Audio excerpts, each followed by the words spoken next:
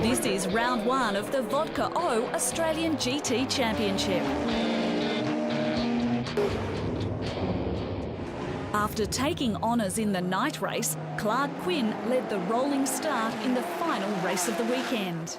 We're back to sprint race format today in Adelaide, and Clark Quinn leads the way. He won last night's 100th championship race and did it in style as everyone makes their way through the centre chicane. Look for some of the fast cars coming from the back.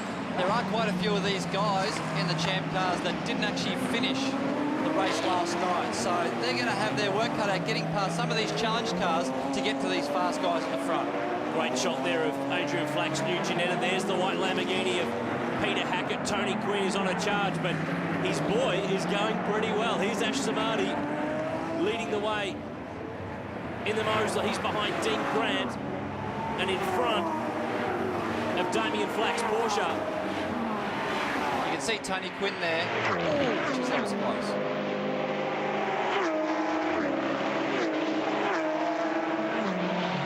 Mark Eddy having a look at Clark Quinn down at turn 9, but Greg Crick seizes the spot.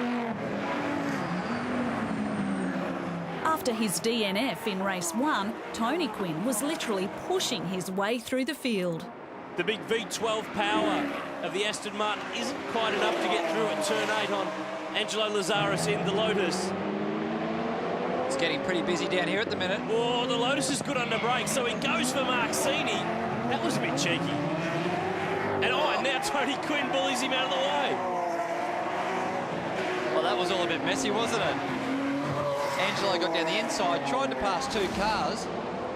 As we can see here, both Porsches on his outside. Bang, contact there. Tony Quinn says, thank you very much for this. Then they come together.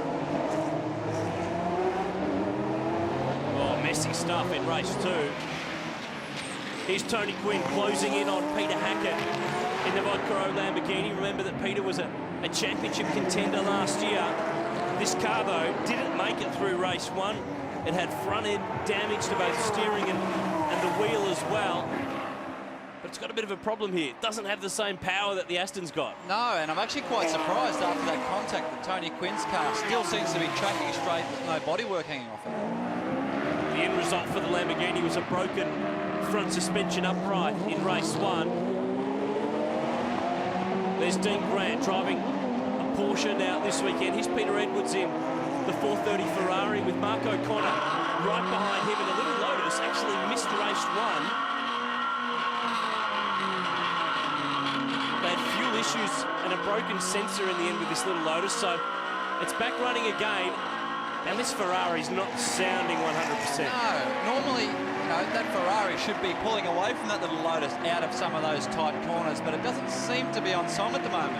He did have problems with it in the hour race.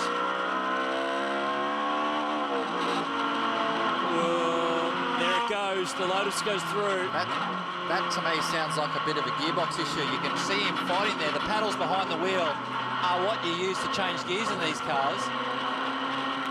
And it's definitely not running right. So disaster for Maranello Motorsport this weekend. And Edwards shuts it down. On debut in Australia, the Ginetta was immediately showing great race pace. Great run here from Adrian Flack in this brand new car. Completely new to GT racing here in Australia, but not new to the likes of the UK, where Ginetta isn't a swear word. Well, it is a very different car, actually. It's got a Ford engine. You'd like it. I like it. It's got a lot of downforce. You can see it here. It's actually not shy in straight line speed compared to the Porsche. Now, he's actually going by Dean Grant. This car had an over rev on a downshift in the first race and bent a valve, so they're taking it very steady at reduced revs. So certainly it's a great sign for the Ginetta to be going by, but he is passing a wounded Porsche. Nick O'Halloran was starting to gain ground after a shaky start to the weekend. Now, the Ferrari started 18th on the grid, and in race 1 it had electronic issues, so Alan Simonson didn't get a drive, but he's starting to pick his way through the order. Yeah, he is. He's up to 13th, right behind Dean Grant. We know Dean's got a few problems. up the inside here, having a good run today, which is good to see. I mean, it was obviously quite disappointing that he didn't finish the hour race last night. He's managed to pick up another spot, Nico Halloran, and continue this charge on the streets of Adelaide. Down at turn 14, final corner, gets a little bit sideways. Oh, he gathers it up, and he lets the Ginetta pass again, so he's got all that work in front of him to do. Clark Quinn's Mosler was dominating the race with some impressive lap times. We jump aboard the race leading car through the centre chicane out towards Wakefield Street. And what you're hearing is a Chev-based 7-litre engine. And you might be thinking, hang on a minute, that gear stick moved and he didn't touch it. Absolutely. This car, very similar to the Ferrari earlier on, has got paddles behind the steering wheel. That gear shift you can see moving is basically a manual override. If he has a problem with his electronic shift, he can actually go back to manual and use the stick in front of him there. Fantastic sounding car and a very, very fast car around the streets of Adelaide. And just compare and contrast, this corner, turn 8, barely lifts. It's got so much more aerodynamic grip than a V8 supercar. Absolutely. He would have been probably travelling 20 to 25 k's an hour quicker through that corner than we do. A lot more horsepower, a lot more downforce. But as you can see, the car's very, very low as he's just getting around a bit of lap traffic there. Very, very low, so not as good over the curbs as the V8 supercar. So they are susceptible for more damage and easier damage if you touch the curbs too hard. Makes me jealous. I wish I had paddle shift on my V8 supercar.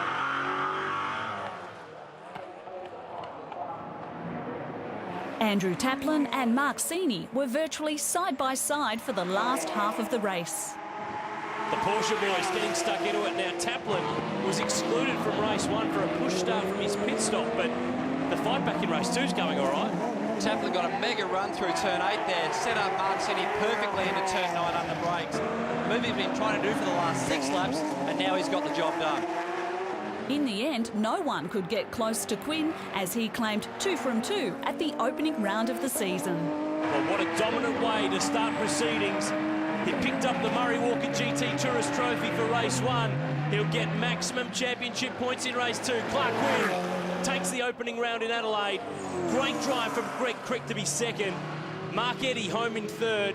And Damien Flack in the Porsche picks up the GT Challenge class. A great run from Tony Quinn, starting from the back of the grid to finish up 4th. What a fantastic drive. Yeah, that was good, wasn't it? 12 cars on the lead lap, but Kylie is with our winner. So, Clark, what's the car like to drive around this track? The car's great. You know, turn 8 in the Mosler is just so fast. I don't think I've gone faster through that corner than in anything else. And it's just got so much downforce going through turn 8. But you know, that's probably its strength, and it's got weaknesses. But you know, every car has that, so it's great. Plenty of strength in his championship margin as well. Clark Quinn leads 11 points clear of Mark Eddy and Greg Crick. And in GT Challenge, Damien Flack and his brother Adrian lead the way. But a great reward here. Clark Quinn receives his trophy from the voice of motorsport, Murray Walker. What a sensational start to the season. Audi, Viper and Mosler on the podium.